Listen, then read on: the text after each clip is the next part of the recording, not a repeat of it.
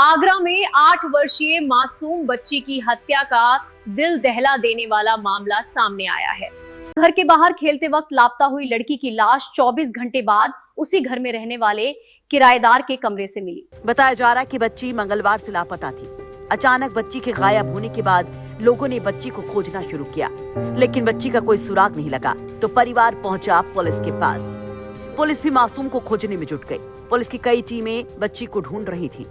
वहीं इस बीच CCTV footage और शक के आधार पर जब पुलिस किराएदार सुनील के घर पहुंची और जांच शुरू की तो दंग करने वाला मंजर था। ये कैमरों में सब में धुड़वाई है, वो लड़की नहीं निकली है। उधर दिखवाई थी, उधर दिखी थी थोड़ा सा, फिर उसके बाद इसी चौक में से ही गायब हो गई है, वो फिर नहीं मिली है। इधर भी एक कैमरा लगा हुआ है, उधर भी देखिए लड़की, उधर भी नहीं मिली है। इधर भी देखिए, इधर भी नहीं।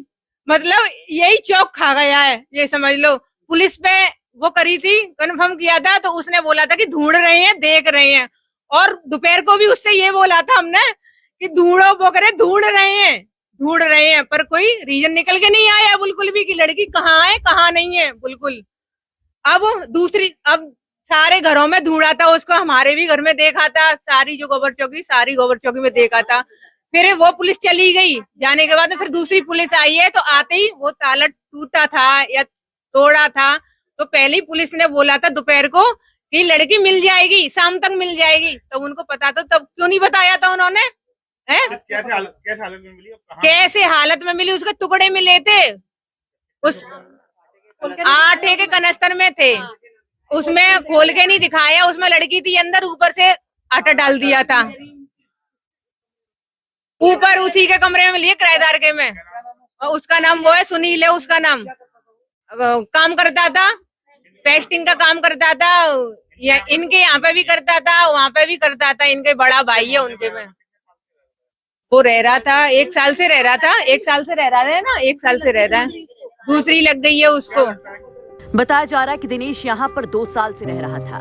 वो जूते की फैक्ट्री में शू पेस्टिंग का काम करता था और कई महीनों से उसने किराया भी नहीं दिया था। अब उसने बच्ची की जान क्यों ली और क्या बच्ची के साथ कुछ गलत भी किया गया, इसकी जांच अब की जा रही है। पोस्टमार्टम रिपोर्ट का इंतजार है। वहीं पुलिस ने फरार आरोपी सुनील की गिरफ्तारी के लिए 10 टीमें गठित कर दी हैं। लगातार दबिश दी जा रही है। 4 लोगों को भी पुलिस ने हिरासत में लिया है। वहीं क्षेत्र में किसी भी अप्रिय घटना को रोकने के लिए भारी पुलिस फोर्स की तैनाती की गई है।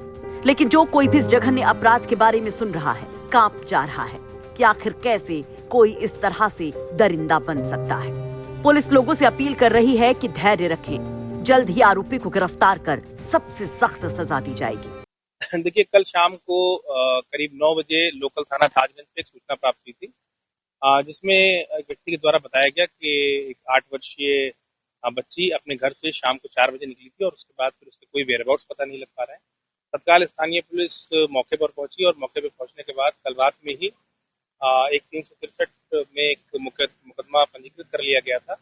पुलिस ने रात भर इस पे काम किया, पर रात में इस पे कोई सब्सटेंटिव कैमरे से हम लोगों को लीड नहीं मिल पाई थी। आज सुबह फिर सभी सीनियर अधिकारी मौके पर पहुंचे और मौके पर पहुंचने के बाद 10 टीमें लगातार उस बच्ची की तलाश कर रही थी।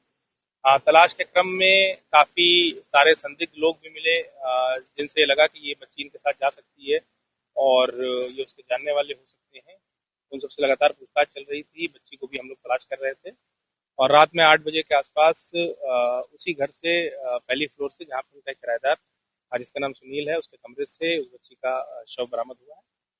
शव को पुलिस ने कब्जे में लेते हुए पीएम के लिए भेज दिया है। मौके पर शांति व्यवस्था कायम है और इसमें अगर आप ये वीडियो YouTube पर देख रहे हैं तो हमारे चैनल को सब्सक्राइब करें और बेल आइकन को दबाना ना भूलें। अगर आप Facebook पर ये वीडियो देख रहे हैं तो हमारे पेज को लाइक करें।